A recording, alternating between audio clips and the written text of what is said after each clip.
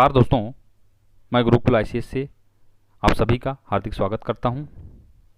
वस्तुनिष्ठ प्रश्नों की सीरीज का ये तीसरा पार्ट लेकर मैं आपके सामने हाजिर हुआ हूं। ये सभी विभिन्न प्रकार की परीक्षाओं में पूछे जाने वाले जो प्रश्न हैं उनमें शामिल हैं और बहुत सारे प्रश्न आगामी एग्जाम में पूछे जा सकते हैं, तो आपके लिए बहुत इंपॉर्टेंट है, याद रखिएगा। तो चलिए स्टार्ट करते हैं। सबसे पहला प्रश्न क्रमांक 1, महाराष्ट्र में गणपति महोत्सव मनाने की शुरुआत किसने की थी? Option A M G. Ranade, option B Bal Gangadhar Tilak, option C Vipin Chandra Pal, option D Arvind Ghosh. तो इसका सही जवाब होगा ऑप्शन बी बाल गंगाधर तिलक। बाल गंगाधर तिलक याद रखिएगा, ये उग्रवादी नेता थे। इनको कहा जाता था गरम दल का नेता, या लाल बाल पाल जो त्रिगुट था उसमें एक ये व्यक्ति भी शामिल थे। तो बाल गंगाधर तिलक ने ही कहा जाता है 1893 में महाराष्ट्र में गणपति महोत्सव और 1895 में शिवाजी महोत्सव, इन दोनों महोत्सवों की शुरुआत की थी। ये महोत्सव युवाओं को इकट्ठा करने के लिए, उनके अंदर जोश भरने के लिए ये जो महोत्सव है इनकी शुरुआत की गई थी। तो याद रखेगा, गणपति महोत्सव और शिवाजी महोत्सव दोनों की शुरुआत की थी महाराष्ट्र में बाल गंगाधर तिलक ने। इनके अलावा इन्होंने उत्तेजक पत्रिकाओं का भी प्रकाशन किया था, जिसमें नाम आता है मराठा और केसरी। इन्हीं के कारणों से इनको जेल भी जाना पड़ा था। चलिए अगला प्रश्न लगाते हैं। प्रश्न क्रमांक 2, इनमें से कौन सा नेता गरम दल का सदस्य नहीं था? 1885 में, याद रखिएगा दोस्तों, भारतीय राष्ट्रीय कांग्रेस की स्थापना हुई थी। तो 1885 से 1905 तक का जो काल है ये उदारवादियों का काल कहा जाता है, और 1905 से कहा जाता है 1919 तक का जो समय है ये उग्रवादी व्यक्तियों का काल कहा जाता है। इनका तरीका हिंसक होता है, जबकि उदारवादियों का तरीका प्रार्थना पत्र या याचिकाओं के माध्यम से, एक निवेदन के माध्यम से अंग्रेजों के समक्ष अपनी बात रखने का तरीका होता है। तो ये गरम दल का नेता, और गरम दल के नेता में पूछा गया है इनमें से कौन सा उस गरम दल का सदस्य नहीं था। तो जब भी नहीं था बताया, जैसे कि मैंने नहीं था को आप अंडरलाइन कर लीजिए। तो गरम दल में देखिए त्रिगुट जो कहलाते हैं, एक तो लाल बाल पाल में लाला लाजपत राय, ये सदस्य थे, और एक है बाल गंगाधर तिलक, ये भी सदस्य थे, और एक और आते हैं पाल, जिसे विपिन चंद्र पाल कहा जाता है, वो सदस्य थे। इनके अलावा अरविंद घोष ये भी गरम दल के सदस्य थे। इनमें ऑप्शन सी गोपाल कृष्ण गोखले ये जो है गरम दल के सदस्य नहीं थे।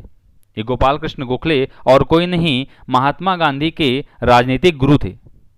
कभी कभी ये पूछा जाता है कि महात्मा गांधी के राजनीतिक गुरु कौन थे, तो याद रखेगा गोपाल कृष्ण गोखले महात्मा गांधी के राजनीतिक गुरु थे, और गोपाल कृष्ण गोखले के राजनीतिक गुरु कहा जाता है एम.जी. रानडे को, महादेव गोविंद रानडे। चलिए अगला प्रश्न लगाते हैं। प्रश्न क्रमांक 3, भारतीय राष्ट्रीय कांग्रेस को किसने भीख मांगने वाली संस्था की संज्ञा दी थी? Option A Bipin Chandra Pal, option B Bal Gangadhar Tilak, option C Aurobindo Ghosh, option D Lala Lajpat Rai. तो याद रखेगा ऑप्शन बी बाल गंगाधर तिलक ने ही भारतीय राष्ट्रीय कांग्रेस को भीख मांगने वाली संस्था कहा था।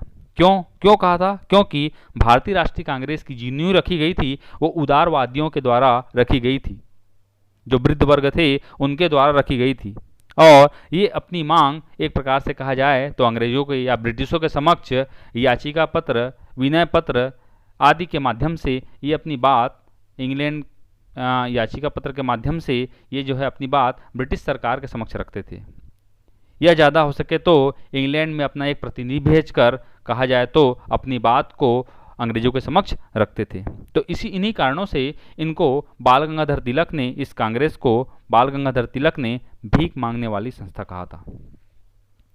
चलिए अगला प्रश्न क्रमांक 4, निम्न में से किस अधिवेशन में बाल गंगाधर तिलक ने कहा था, स्वराज मेरा जन्मसिद्ध अधिकार है, मैं इसे लेकर रहूँगा। स्वराज, जैसा कि हमको पता है, ये बहुत ही इम्पोर्टेंट है और अलग अलग तरीक़ों से आयोग के द्वारा इनके प्रश्नों को पूछा जाता है। जैसे स्वराज शब्द का प्रयोग प्रथम बार कब हुआ था, तो 1906 ये जो है आपका कलकत्ता अधिवेशन में दादा भाई नौरोजी ने पहली बार स्वराज की मांग की थी। स्वराज और कुछ नहीं, इसे सेल्फ गवर्नेंस कहा जाता है। और 1916 में ऐसा ही एक आंदोलन छिड़ा था जिसे होम रूल लीग कहा जाता है। होम रूल लीग, गृह शासन कहा जाता है। तो स्वराज की मांग तो 1906 से प्रारंभ हो गई थी, लेकिन कालांतर में आते आते स्वराज मेरा जन्मसिद्ध अधिकार है, मैं इसे लेकर रहूँगा, इसको बाल गंगाधर तिलक ने कहा था। और ये जो कहा था, ये ऑप्शन ए 1906 कलकत्ता अधिवेशन, 1907 सूरत अधिवेशन, 1916 लखनऊ अधिवेशन, और इनमें से कोई नहीं। तो सही जवाब होगा सी 1916 लखनऊ अधिवेशन। लखनऊ अधिवेशन अपने आप में बहुत इंपॉर्टेंट है, कभी कभी इसे लखनऊ पैक्ट के नाम से भी जाना जाता है। इस लखनऊ पैक्ट में कहा जाता है कि कांग्रेस और मुस्लिम लीग ये एक हुए थे, इनके अलावा गरम दल और नरम दल इनके विचार एक हुए थे। और इसी समय कहा जाता है 1916 में ही होम रूल लीग की शुरुआत हुई थी, एनी बेसेंट और बाल गंगाधर तिलक के द्वारा। और बाल गंगाधर तिलक ने ही कहा था कि स्वराज मेरा जन्मसिद्ध अधिकार है और मैं इसे लेकर रहूंगा। चलिए अगला प्रश्न, प्रश्न क्रमांक 5। अभिनव भारत नामक संस्था की स्थापना किसने की थी? तो option A Aurobindo Ghosh, option B Bal Gangadhar Tilak, option C Bhagat Singh, option D V D Savarkar. इसका सही जवाब होगा option D V D Savarkar. ये वी डी सावरकर अपने आप में 1857 से ही इस व्यक्ति के नाम से प्रश्न विभिन्न प्रकार के मैंने आपको बताए हैं। वी डी सावरकर का पूरा नाम विनायक दामोदर सावरकर है, जो महाराष्ट्र से बिलोंग करते हैं। विनायक दामोदर सावरकर, इनको वीर सावरकर के नाम से भी जाना जाता है, और ये महाराष्ट्र के एक प्रमुख क्रांतिकारी थे। कहा जाता है 1899 में, मैं बताते आया हूँ, 1899 में मित्र मेला नामक संस्था की स्थापना की थी। 1904 में अभिनव भारत नामक एक और क्रांतिकारी संस्था की स्थापना की थी, और इसी अभिनव भारत नामक संस्था के एक सदस्य थे जिनका नाम था अनंत कोनहरे। इन्होंने, कहा जाता है, नासिक डिस्ट्रिक्ट मजिस्ट्रेट जैक्सन की गोली मारकर 1909 में हत्या कर दी थी। इसी हत्याकांड को नासिक षड्यंत्र केस के नाम से जाना जाता है, जिसमें 37 लोगों के खिलाफ मामला चला था, मुकदमा चला था। तो अभिनव भारत ये क्रांतिकारी संस्था थी, इसकी स्थापना विनायक दामोदर सावरकर ने की थी। बहुत इंपॉर्टेंट, याद रखिएगा। इन्होंने ही 1857 की क्रांति को प्रथम स्वतंत्रता संग्राम की संज्ञा दी थी। चलिए याद रखिएगा, बहुत इंपॉर्टेंट है। चलिए अगला प्रश्न, प्रश्न क्रमांक 6। एक कूट दिया हुआ है, नीचे दिए गए कूट का उपयोग करते हुए सूची 1 तथा सूची 2 को सुमेलित कीजिए। दोस्तों, इस प्रकार के जब भी कूट आए, इन कूट को विशेष रूप से या तो आप पेन से बनाकर इनको सही मिलान कर लीजिएगा, नहीं तो ये होता है कि कभी कभी एक गलती हम पर भारी पड़ती है। तो एक सूची में दिया हुआ है संगठन का नाम, और एक सूची में दिया हुआ है उस संगठन के संस्थापक फाउंडर का नाम। तो ए मित्र मेला एक संस्था है, संगठन है, बी गदर पार्टी, सी अनुशीलन समिति, डी स्वराज पार्टी। संस्थापक का नाम दिया हुआ है, एक है सी आर दास, चितरंजन दास, दूसरा पी मित्रा, पी मित्रा पूरा नाम है प्रथम नाथ मित्रा, तीसरा लाला हरदयाल, और चौथा वी डी सावरकर। तो जैसा कि मैं बताते आया हूँ, मित्र मेला नामक संस्था की स्थापना 1800 कहा जाए तो 99 में वीडी सावरकर ने की थी। इसको आप इस प्रकार से पेन से मिला सकते हैं वहाँ। दूसरा है गदर पार्टी। गदर पार्टी, इसकी स्थापना की थी 1913 में लाला हरदयाल। तीसरा अनुशीलन समिति। देखिए, अभिनव भारत संस्था एक अलग संस्था है और अनुशीलन समिति कभी कभी कंफ्यूजन होता है, तो याद रखिएगा अनुशीलन समिति, इसकी स्थापना बंगाल में हुई थी पी मित्रा के द्वारा, प्रथम नाथ मित्रा। और चौथा है स्वराज पार्टी, ये देशबंधु चितरंजन दास, इसके द्वारा इसकी स्थापना हुई थी। तो मित्र मेला, वीडी सावरकर, गदर पार्टी, लाला हरदयाल, अनुशीलन समिति, प्रथम नाथ मित्रा, ये कलकत्ता के संस्थापक थे।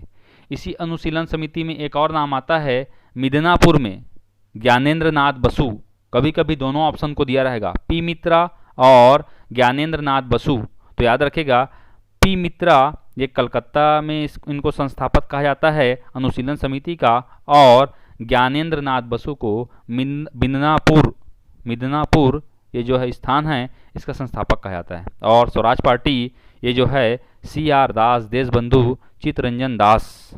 तो ऑप्शन देखिए इस प्रकार के जब आप मिलाएंगे तो ऑप्शन में आता है ऑप्शन C 4 3 2 1। यही आपका सही जवाब होगा, याद रखेगा। चलिए अगला प्रश्न, प्रश्न क्रमांक 7। इंडिया होम रूल सोसाइटी की स्थापना हुई थी। ये भी अपने आप में बहुत महत्वपूर्ण है।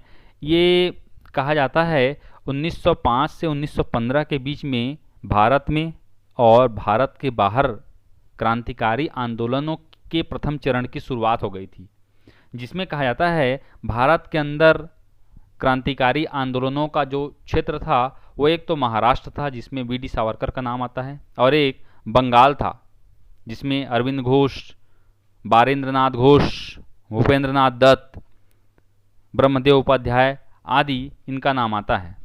और इसी प्रकार से भारत के बाहर की बात करें तो भारत के बाहर एक था इंग्लैंड, एक था जर्मनी, एक था अफगानिस्तान और एक था अमेरिका। इन क्षेत्रों में क्रांतिकारी आंदोलनों की शुरुआत हो गई थी और इन्हीं में एक संस्था गठित की गई थी जिसका नाम था इंडिया होम रूल सोसाइटी।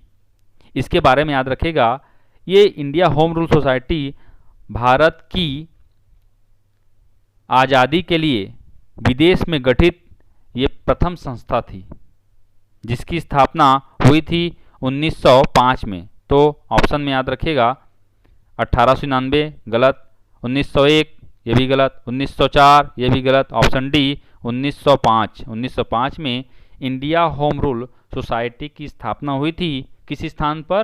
तो इंग्लैंड, ब्रिटेन के इंग्लैंड में, याद रखिएगा। चलिए अगला प्रश्न इसी से संबंधित है। इंडिया होम रूल लीग या इंडिया होम रूल सोसाइटी दोनों एक ही है, इसकी स्थापना किस स्थान पर हुई थी? Option A Pune, option B Nagpur, option C England, option D Germany. तो सही जवाब होगा ब्रिटेन, ब्रिटेन के इंग्लैंड। क्लियर?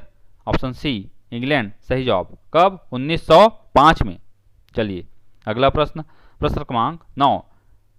देखिए ये 3 प्रश्न हैं अलग अलग, अब ये रिपीट नहीं, ये क्या है, बहुत इंपॉर्टेंट प्रश्न है। इसलिए कब हुई थी, किस स्थान पर हुई थी, किसके द्वारा की गई थी, क्या कार्य थे, क्या क्या गतिविधियां हुई, कौन कौन से और इससे संबंधित चीज़ें हुई, ये सभी अपने आप में महत्वपूर्ण हैं। तो इंडिया होम रूल लीग के संस्थापक थे option A Annie Besant, option B BG Tilak, option C VD Savarkar, option D Shyamji Krishna Verma.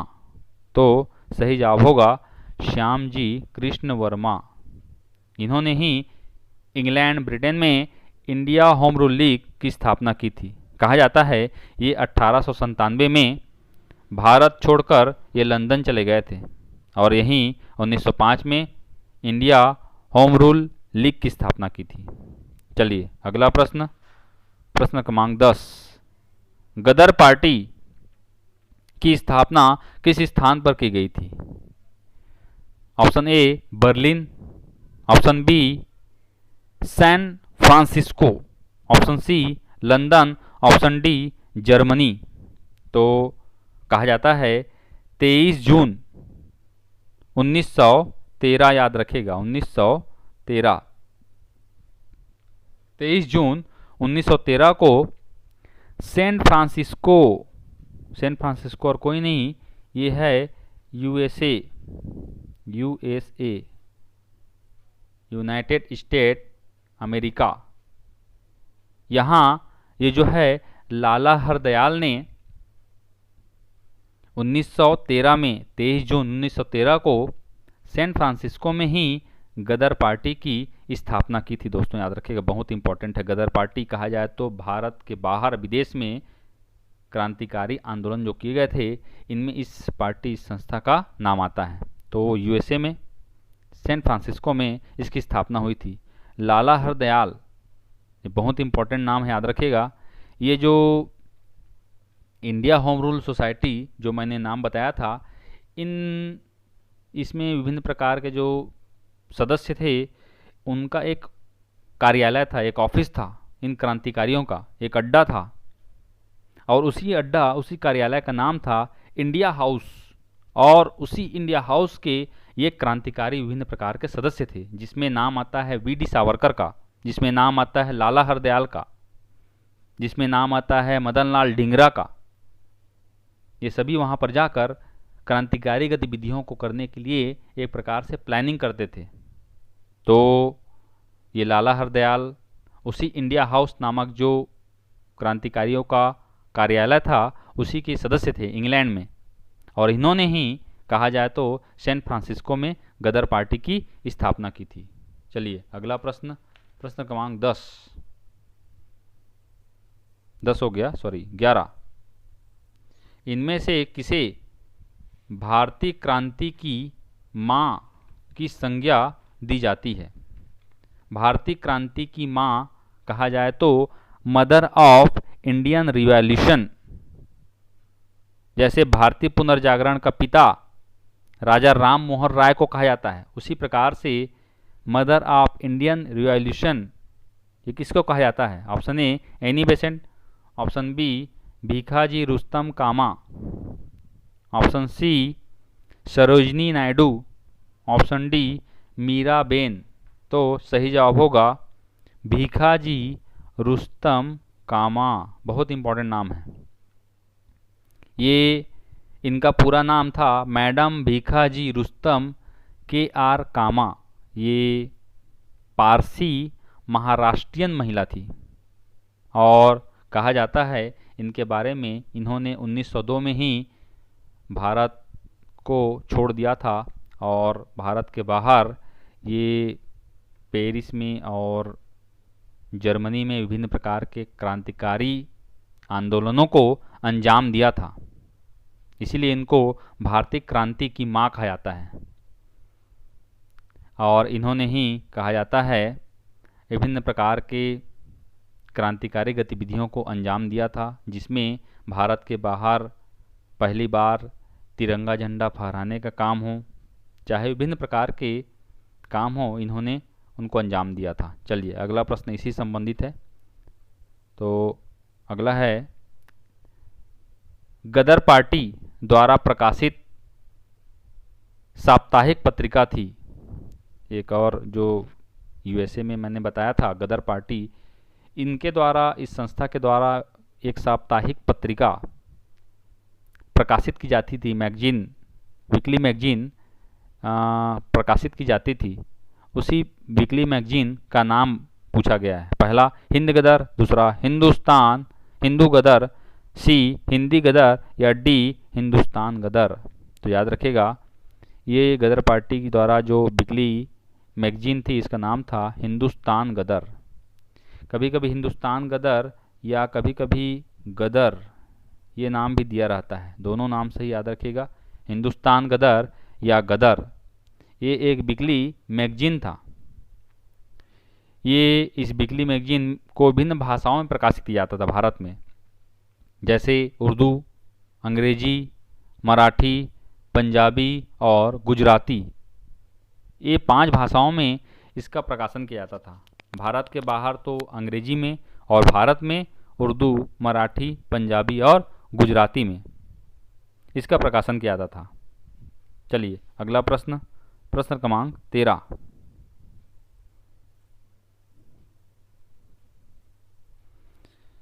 किसे गदर पार्टी का अध्यक्ष बनाया गया था? किसे गदर पार्टी का अध्यक्ष बनाया गया था? तो देखिए, 2 चीज़ें यहाँ पर प्रश्न बन कराती है गदर पार्टी से। एक तो गदर पार्टी के संस्थापक कौन थे, और एक गदर पार्टी के अध्यक्ष कौन थे। 2 अलग अलग प्रश्न हैं और आयोग इनको घुमा घुमा कर अलग अलग तरीक़ों से प्रश्न पूछता है। जब भी गदर पार्टी के संस्थापक का नाम पूछा जाएगा तो याद रखिएगा लाला हरदयाल, और गदर पार्टी के अध्यक्ष या प्रथम अध्यक्ष अगर जब भी पूछा जाएगा, option A captain Mohan Singh, option B Lala Hardayal, option C Sohan Singh Bhakna, या ऑप्शन डी राज बिहारी बोस। सही जवाब होगा ऑप्शन सी सोहन सिंह भाकना। ये सोहन सिंह भाकना गदर पार्टी के प्रथम अध्यक्ष थे, याद रखेगा। और कभी अगर इसके उपाध्यक्ष के बारे में पूछा जाएगा तो उपाध्यक्ष में नाम आता है केसर सिंह थथगण। केसर सिंह याद रखेगा, ये उपाध्यक्ष थे गदर पार्टी के। और इसी गदर पार्टी के सदस्यों में शामिल था नाम राज बिहारी बोस का। राज बिहारी बोस, मैडम भीखाजी कामा, राजा महेंद्र प्रताप और रामचंद्र बरकतुल्ला, ये सभी नाम इम्पोर्टेंट है। तो ये सदस्य थे, अध्यक्ष थे सोहन सिंह भाकना, संस्थापक लाला हरदयाल। चलिए अगला प्रश्न, प्रश्न क्रमांक 14। भारत के बाहर पहली बार तिरंगा फहराने का श्रेय प्राप्त है। भारत के बाहर एक ऐसी महिला, क्रांतिकारी महिला थी जिन्होंने इस कार्य को अंजाम दिया था। Option A BG Tilak, option B Bhagat Singh, option C Bhikaiji Cama, option D Annie Besant. तो एनी बेसेंट और भीखाजी कामा में कंफ्यूज नहीं होना है। ऑप्शन सी भीखाजी कामा या भीखाजी रुस्तम KR कामा इनका पूरा नाम था, और इन्होंने ही भारत के बाहर पहली बार तिरंगा फहराया था। कहा जाए तो इस तिरंगे को फहराया गया था आपका 1907 में जर्मनी के स्टुअर्टगार्ड में ये पहली बार फहराया गया था। और इस झंडे का डिजाइन एक तो भीखाजी कामा और एक क्रांतिकारी नेता थे सरदार सिंह राणा, इन्होंने इस तिरंगे का डिजाइन तैयार किया था। और ये जो वर्तमान जो तिरंगा है उस प्रकार का ये तिरंगा नहीं बनाया गया था। ये वो तिरंगा, इसमें हरा, पीला और लाल 3 रंगों का इस्तेमाल किया गया था। वर्तमान तिरंगे में जैसे केसरिया, सफ़ेद और हरा इसका इस्तेमाल होता है, उसमें हरा, पीला और लाल इसका इस्तेमाल किया गया था। दूसरी बात, वर्तमान तिरंगे झंडे में जैसे मध्य भाग में अशोक चक्र होता है, उसी प्रकार से वो जो तिरंगा पहली बार फहराया गया था भारत के बाहर, उस तिरंगे के बीच में देवनागरी लिपि में वंदे मातरम लिखा गया था। तो वर्तमान जो तिरंगा है उस प्रकार से उसका डिजाइन नहीं किया गया था, उससे कुछ हटकर था कलर में और एक उसके लोगों में, याद रखिएगा। चलिए अगला प्रश्न, प्रश्न क्रमांक 15। प्रथम विश्व युद्ध किसने विदेश में एक अस्थायी सरकार की स्थापना की थी? ये प्रश्न था प्रथम विश्व युद्ध के दौरान। प्रथम विश्व युद्ध के दौरान किसने विदेश में एक अस्थायी सरकार की स्थापना की थी? टाइपिंग मिस्टेक है। तो प्रथम विश्व युद्ध के दौरान किसने विदेश में एक अस्थायी सरकार की स्थापना की थी? आपके सामने option A Raj Bihari Bose, option B Lala Hardayal, option C Mahendra Pratap या ऑप्शन डी इनमें से कोई नहीं। तो भारत के बाहर कहा जाए तो विदेश में एक अस्थायी सरकार इसकी स्थापना की थी राजा महेंद्र प्रताप ने। राजा महेंद्र प्रताप ये गदर पार्टी नामक संस्था के सदस्य थे और इनके अलावा भारत के बाहर एक अस्थायी सरकार या इसे ही गणतंत्रात्मक सरकार कहा जाता है, इसकी स्थापना की थी, याद रखेगा। क्लियर? चलिए अगला प्रश्न। इसकी स्थापना, एक बात और याद रखेगा, इसकी स्थापना, अस्थायी सरकार की स्थापना 1915 में की गई थी। क्लियर? चलिए अगला प्रश्न, प्रश्न क्रमांक 16 इसी संबंधित है। 1915 में प्रथम विश्व युद्ध के दौरान किस स्थान पर अस्थायी सरकार या गणतंत्रात्मक सरकार की स्थापना हुई थी? Option A Afghanistan, option B तुर्की, option C Singapore, option D Germany. तो सही जवाब होगा अफगानिस्तान। अफगानिस्तान के काबुल में पहली बार एक अस्थायी सरकार की स्थापना की गई थी। इस सरकार को कहा जाता है रूस और जर्मनी, जो कि हमारे आज से नहीं बहुत प्राचीन समय से हमारे मित्र राष्ट्र हैं। इन मित्र राष्ट्रों का रूस और जर्मनी को के द्वारा इस अस्थायी सरकार को मान्यता प्राप्त थी। क्लियर? चलिए अगला प्रश्न, 17वां प्रश्न। मैडम भीखाजी कामा के बारे में इनमें से कौन सा कथन सही नहीं है? सही नहीं है ये पूछा गया है, याद रखेगा। तो सही नहीं है, जहाँ भी नहीं है लिखा रहे, बताया उसको अंडरलाइन कर लो, मतलब गलत जवाब को ही सही मान के इसमें टिक लगाना है। पहला, 1907 में पेरिस में पहली बार भारतीय तिरंगा फहराया गया था इनके द्वारा। ऑप्शन बी ये पारसी महाराष्ट्रियन महिला थी। ऑप्शन सी ये दादा भाई नौरोजी की निजी सचिव भी थी। ऑप्शन डी सभी सत्य है। तो देखिए एक बात मैं बताया आपको कि ये पारसी महिला थी, महाराष्ट्रियन महिला, ये तो आपका सही होगा। क्लियर? तो ये इसका आपका सही लगा दीजिए। दूसरा, ये दादा भाई नौरोजी की निजी सचिव थी, ये भी सही है। अब देखिए पहला जो ऑप्शन है, इन्होंने 1907 में पेरिस में पहली बार तिरंगा फहराया था। तो पहली बार इन्होंने भारत के बाहर तिरंगा तो फहराया था, लेकिन पेरिस में नहीं फहराया था। पेरिस में कहा जाता है ये एक पेरिस में क्रांतिकारी गतिविधियों के प्रचार के लिए इन्होंने पेरिस को केंद्र बनाया था। ये पेरिस फ्रांस की राजधानी कहा जाता है, पेरिस को अपना केंद्र बनाया था। फ्रांस की राजधानी है पेरिस, और इसी फ्रांस के ऊपर है जर्मनी। इसी जर्मनी के एक जगह का नाम है स्टुअर्टगार्ड। यहाँ पर इन्होंने 22 अगस्त 1907 को कहा जाता है प्रथम अंतर्राष्ट्रीय समाजवादी कांग्रेस, इसमें भारत के प्रतिनिधि के रूप में इन्होंने भाग लिया था और पहली बार तिरंगा फहराया था। तो यहाँ पर 1907 में पेरिस दिया हुआ है, पेरिस में पहली बार नहीं फहराया था, ये जर्मनी में फहराया था। तो ये जवाब आपका गलत होगा। तो सही जवाब ए, असत्य कथन को पहचानना था। क्लियर? पेरिस में नहीं, जर्मनी में। चलिए अगला प्रश्न, 18वां प्रश्न देखते हैं। द इंडियन ओपिनियन, ये भी मैंने कई बार अलग अलग तरीके से पूछा। देखिए क्वेश्चन बार बार पूछने का उद्देश्य ये कि ये एग्ज़ाम पॉइंट ऑफ व्यू से बहुत इंपॉर्टेंट है। तरीके अलग अलग हैं पूछने के, लेकिन पढ़ना उसी को है जो एग्ज़ाम में आता हो। क्लियर? चलिए, द इंडियन ओपिनियन एक पत्रिका है, मैगजीन है, इसका संपादन महात्मा गांधी ने किया था। आपको बताया था इसका संपादन महात्मा गांधी ने दक्षिण अफ्रीका में किया था।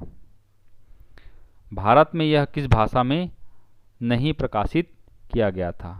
तो नहीं है वाला फिर आ गया प्रश्न। तो पहले तो जानना पड़ेगा कि किस किस भाषा में ये प्रकाशित किया गया था। तो ऑप्शन ए अंग्रेजी, option B Tamil, option C Gujarati, option D Urdu. तो याद रखिएगा ये उर्दू में भारत में प्रकाशित नहीं हुआ था। बाकी अंग्रेजी में, तमिल में, गुजराती में और एक आता है और हिंदी में भी इसको प्रकाशित किया गया था। उर्दू में ये प्रकाशित नहीं हुआ था। The Indian opinion Mahatma Gandhi के द्वारा संपादित की गई एक पत्रिका थी। चलिए अगला प्रश्न, 19वां प्रश्न, बाल गंगाधर तिलक, ये समाचार पत्रों से भी बहुत सारे प्रश्न पूछे आते हैं, इंपॉर्टेंट है। तो बाल गंगाधर तिलक के समाचार पत्र में इनमें से कौन सा शामिल है? पहला मराठा, दूसरा केसरी, तीसरा ए और बी दोनों, चौथा गदर। सही जवाब होगा मराठा और केसरी दोनों, ऑप्शन सी ए और बी दोनों। कहा जाता है समाचार पत्र जो मराठा है और केसरी है इसको जो है प्रकाशित किया गया था 1881 में। 1881 में पुणे महाराष्ट्र में इसको प्रकाशित कराया गया था। मराठा और केसरी को बाल गंगाधर तिलक के द्वारा प्रकाशित ये पत्रिकाएं हैं। मराठा की भाषा याद रखेगा अंग्रेजी थी, जबकि केसरी नामक पत्रिका की भाषा मराठी थी। कभी कभी इनकी भाषाओं से संबंधित जो है प्रश्न भी पूछा जा सकता है, तो भी इम्पोर्टेंट याद रखिएगा। चलिए अगला प्रश्न क्रमांक 20, 1903 में भारत के बाहर किस देश में महात्मा गांधी ने द इंडियन ओपिनियन नामक पत्रिका का प्रकाशन किया था? बताया था आपको, फ्रांस, दक्षिण अफ्रीका, ब्रिटेन या जर्मनी। तो कहाँ? दक्षिण अफ्रीका में इन्होंने द इंडियन ओपिनियन नामक मैगजीन को प्रकाशित कराया था। चलिए अगला प्रश्न, 21वां प्रश्न, भारत में द इंडियन ओपिनियन पत्रिका के संपादक थे? Option A Mahatma Gandhi, option B Mahadev Desai, option C Subhash Chandra Bose, option D Mansukhlal Nazar. तो भारत के बाहर तो इसको संपादित किया था दक्षिण अफ्रीका में महात्मा गांधी ने, लेकिन भारत में इसको प्रकाशित किया था ऑप्शन डी मनसुख लाल नजर। घुमा घुमा के पूछता है प्रश्न, याद रखिएगा। तो मनसुख लाल नजर इसको याद रखिएगा, भारत में इन्होंने इसको संपादित किया था। चलिए अगला प्रश्न, 22वां प्रश्न, निम्न समाचार पत्र के बारे में सत्य कथन को चुनिए। इस समाचार पत्र के बारे में पूछा गया है। पहला, द लीडर के संपादक मदन मोहन मालवीय थे।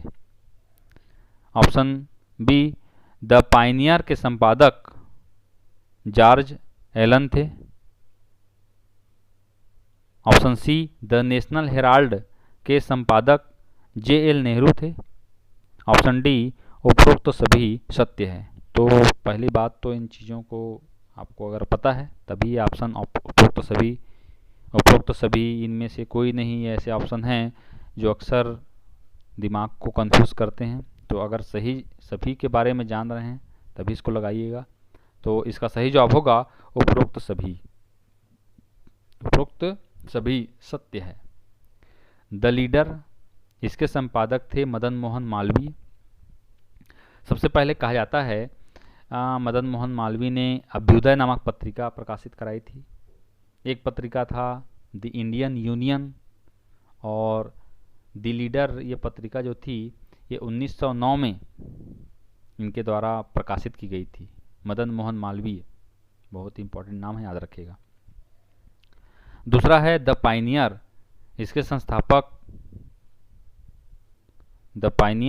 इसके संस्थापक जॉर्ज एलन, ये भी सही है।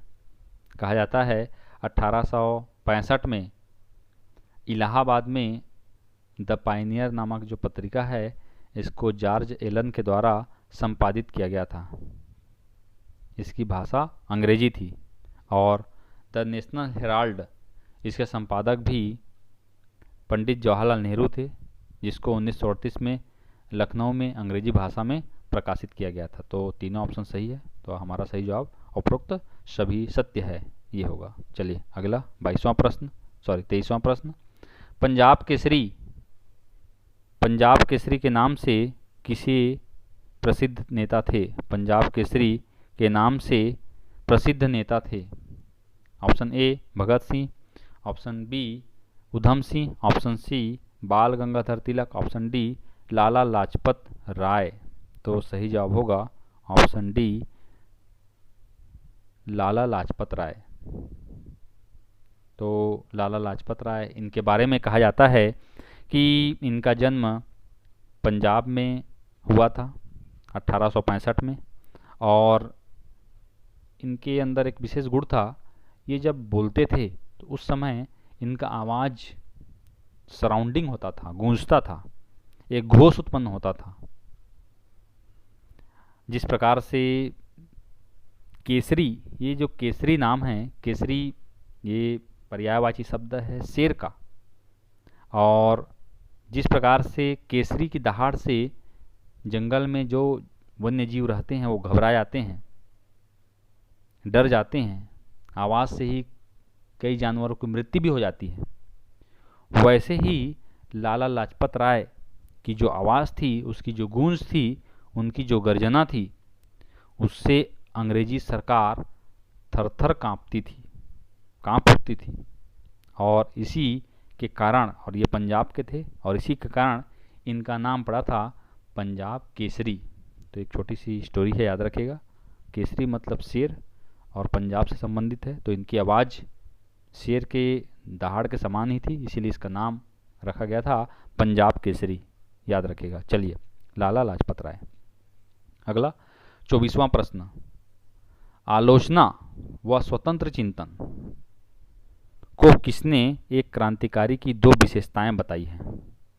तो आलोचना और स्वतंत्र चिंतन, पहला क्रांतिकारी जो नाम था सचिन नाथ Sanyal, option B Bhagat Singh, option सी चंद्रशेखर आज़ाद, ऑप्शन डी राज बिहारी बोस। सही जवाब होगा भगत सिंह।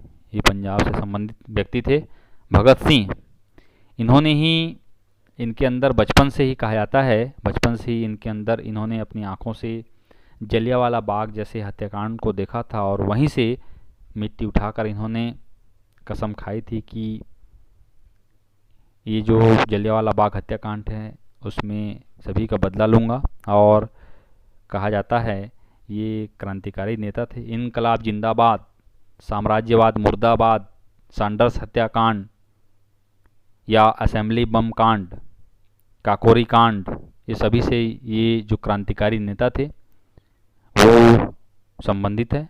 और इन्होंने ही कहा था कि आज़ादी खून मांगती है और मैं खून देने के लिए तैयार हूँ। लेकिन कहा जाता है 23 वर्ष के अल्पायु में 23 मार्च 1931 को इनको फांसी पर लटका दिया गया था। इनके साथ राजगुरु सुखदेव जैसे क्रांतिकारी नेता को भी 23 मार्च 1931 को लटका दिया गया था। बहुत इंपॉर्टेंट है, याद रखिएगा। 23 मार्च 1931 इनको फांसी पर लटका दिया गया। इन्होंने ही कहा था कि क्रांतिकारी की दो विशेषताएं हैं, एक आलोचना और दूसरा स्वतंत्र चिंतन। चलिए अगला प्रश्न, 25वां प्रश्न। इनमें से किसे भारत का वयोवृद्ध पुरुष कहा जाता है? वयोवृद्ध पुरुष हिंदी नाम, इंग्लिश में grand old man of India. Option A Mahadev Govind Ranade, option B Gopal Krishna Gokhale, option C Dadabhai Naoroji, option D इनमें से कोई नहीं। तो सही जवाब होगा दादा भाई नौरोजी। इन्होंने ही 1906 में स्वराज की मांग की थी, और ये बहुत ही पुराने व्यक्ति हैं। कहा जाता है इनका जन्म महादेव गोविंद रानडे हो या गोपाल कृष्ण गोखले हो या महात्मा गांधी हो, इन सबसे पहले हुआ था। 1825 में इनका जन्म हुआ था। 1825 में इनका जन्म हुआ था और 1917 में 92 वर्ष तक जिंदा रहे। 1917 में इनकी मृत्यु हुई। इनके बारे में कहा जाता है कि ये ब्रिटेन के हाउस ऑफ कॉमन्स, जैसे हमारे यहाँ लोकसभा, राज्यसभा, ऐसे ही वहाँ संसद को हाउस ऑफ कॉमन्स कहा जाता है। वहाँ 1892 से 1895 तक ये इलेक्ट हुए थे, सदस्य थे। तो बहुत पुराने व्यक्ति थे, सभी इनकी बातों को मानते थे, सम्मान करते थे। तो इसीलिए इनको नाम दिया गया था ग्रैंड ओल्ड मैन, तो वयोवृद्ध पुरुष, याद रखिएगा। तो इस प्रकार से ये वैकल्पिक प्रश्नों के सीरीज का तीसरा वीडियो यहाँ पर समाप्त होता है, और इसी प्रकार से ये जो क्रम है वो जारी रहेगा। आप एक बार इनको देखिएगा, समझिएगा, पढ़ के देखिएगा तो ज़्यादा अच्छा है, और बिना पढ़े देखेंगे तो भी अच्छा है, लेकिन उतना अच्छा नहीं होगा क्योंकि आप अपनी चीज़ों को रिवाइंड नहीं कर पाएंगे। तो एक बार पढ़िए और एक बार इसको देखिए। ये आपके परीक्षाओं के लिए बहुत इंपॉर्टेंट है, ज़रूरी नहीं ये हर एग्ज़ाम में इस प्रकार के प्रश्न अलग अलग तरीक़ों से पूछे जाते हैं। तो पढ़ाई कभी खाली नहीं जाती, ज्ञान बांटने से बढ़ता है, और पढ़ाई जितना आप करेंगे उतनी आपकी याददाश्त और जो चीज़ें हैं वो सटीक होगी, और सटीकता ही एग्ज़ाम निकालने का एक मूल मंत्र है। आपको अगर वो चीज़ें याद रहेगी तभी आप उस एग्ज़ाम को निकाल पाओगे, अदरवाइज़ आपके दिमाग में कन्फ्यूजन उत्पन्न होगा, और जहाँ कन्फ्यूजन उत्पन्न होगा वहाँ आप ऑप्शनों में उलझ कर रह जाएंगे। धन्यवाद।